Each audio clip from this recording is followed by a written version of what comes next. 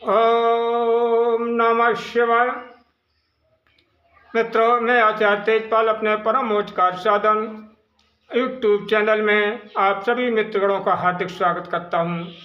आज का विषय है कि ना कोई तंत्र मंत्र पूजा पाठ, ना कोई तर्पण किए बिना ही पितृदेव कैसे प्रसन्न होंगे। मित्रों, जब हमारे घर में किसी भी प्रकार की कामों में रुकावट पैदा होती है, काम बनते बनते बिगड़ जाते हैं, कोई भी किसी भी प्रकार का कार्य नहीं बन पा रहा है, तब हम पंडित के पास जाते हैं। तब पंडित कहते हैं कि तुम्हारे पितर तुमसे नाराज हैं, पितरों को खुश करें, आपकी सभी समस्याएं हल हो जाएंगी। अब हमारे मन में इन भावों ने, विचारों ने अपना घर बना लिया है कि हमसे हमारे पितर नाराज हैं। तो मित्रों, जैसा आपका विचार होगा वैसी ही भावनाएं पैदा होंगी, फिर हमारे ऊपर घटित होंगी। अब बात आती है कि इनसे कैसे छुटकारा मिले, पितर कैसे प्रसन्न हों।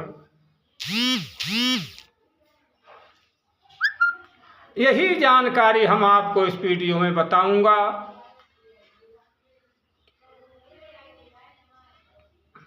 एक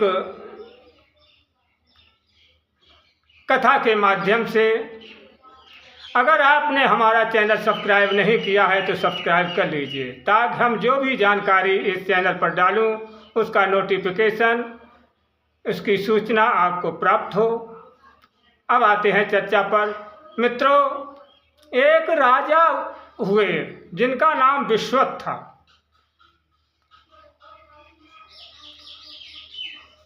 एक बार वो वन में वशिष्ठ ऋषि के आश्रम में जा पहुंचे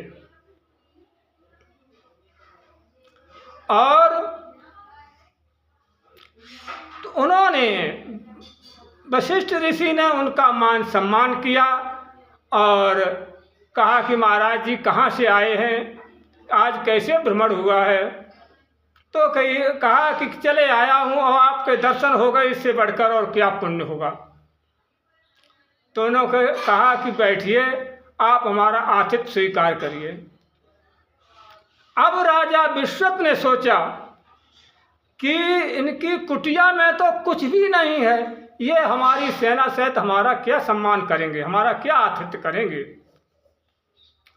तो मित्रों, देखते ही देखते वशिष्ठ ऋषि ने उस कामधेन गाय की कृपा से सारी सेना को भोजन करवा दिया। ये देखकर राजा विश्वत कहने लगे कि ऋषिवर, ये गाय जो है आपके लिए उचित नहीं है, क्योंकि आप महात्मा हैं। आपके यहाँ 1-2 आदमी, 10-5 आदमी आते हैं, हमारे यहाँ हजारों आदमियों के भोजन की व्यवस्था करनी पड़ती है, ये गाय हमें दे दो। वशिष्ठ ने इनकार कर दिया। तब विश्वामित्र ने जबरदस्ती गाय को लेना चाहा। मित्रों, वशिष्ठ जी के धीरे धीरे उन्होंने 100 लड़के मार दिए, लेकिन वशिष्ठ पर कोई भी मलाल नहीं। जब नहीं दिया तो अब उन्होंने कहा कि अब तो इन्हें तपस्या करना चाहिए। तपस्या करके वो राज ऋषि हो गए और जिनका नाम विश्वामित्र पड़ा, क्योंकि उन्होंने पूरे विश्व को मित्र की हैसियत से समझा, इसलिए वो विश्वामित्र कहलाए। लेकिन ब्रह्म ऋषि नहीं हुए, फिर तपस्या करने लगे। तपस्या करते हुए साफ आकाशवाणी हुई, मेरे भक्तों, कि आप ब्रह्म ऋषि के योग्य नहीं हो सकते हैं, नहीं कहला सकते हो जब तक वशिष्ठ ऋषि आपको ब्रह्म ऋषि न कह दें। तो विश्वामित्र गए वशिष्ठ के यहाँ। तो वो राज ऋषि थे, और राज ऋषि जो होगा वो अस्त्र शस्त्रों को तो त्यागेगा नहीं, तो अस्त्र शस्त्र लेकर के गए। लेकिन वशिष्ठ जी ने उनसे ब्रह्म ऋषि नहीं कहा। तो मित्रों, अब विश्वामित्र के मन में ये भाव पैदा हुआ कि क्यों न वशिष्ठ को मार दूं। वशिष्ठ को मारने के उद्देश्य से उनके आश्रम पर दूसरे दिन जाकर झाड़ियों में छिप के बैठ गए कि इन्हें सोते वक्त मार दूंगा। तो तब तक वशिष्ठ की पत्नी मां अरुंधति आए, कहा कि स्वामी, आप विश्वामित्र को बार बार लौटाल देते हो, उनमें क्या कमी है? वो ब्रह्म ऋषि नहीं है क्या? उनमें कमी क्या रह गई? तो वशिष्ठ ने कहे, प्रिय, वो अभी ब्रह्म ऋषि के काबिल नहीं है, और जबकि उन्होंने हमारे लड़के भी मार दिए सब तरह से, लेकिन विश्वामित्र के समान संसार में कोई भी ऋषि नहीं है। यानी विश्वामित्र की तारीफ के उन्होंने पुल बांध दिए। विश्वामित्र जी सुन रहे थे, एकदम उनके भाव बदले और उनके आश्रम पर पहुंचे, सामने प्रकट हो गए और अपने अस्त्र शस्त्रों को फेंक दिया, पैरों पर गिर पड़े कि प्रभु मुझे माफ करिए। वशिष्ठ ने उन्हें उठाया और कही, उठिए ब्रह्म ऋषि विश्वामित्र जी, आपको पैरों में जगह नहीं है, आप गले लगिए। तो विश्वामित्र को गले लगा लिया। देखिए, जबकि उनके लड़के 100 लड़के मार डाले विश्वामित्र ने, लेकिन उन पर कोई भी उसकी मलाल नहीं था।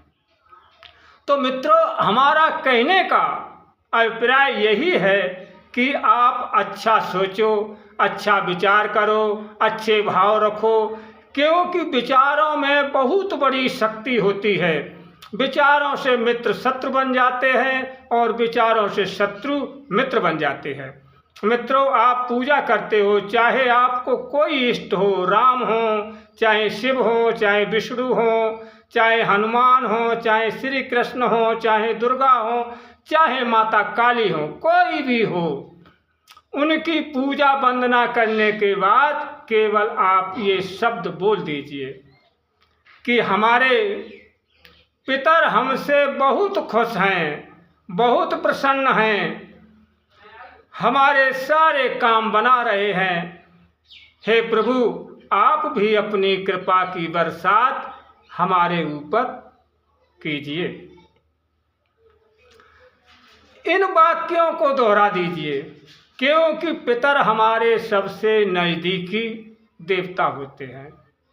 वो हर गतिविधि हमारी जानते हैं। तो वो मन में विचार करेंगे कि देखिए, मैं तो इससे कितना नाराज हुआ हूँ और ये हमारा वंशज कितने उच्च विचारों का है, ये हमारी तारीफ कर रहा है।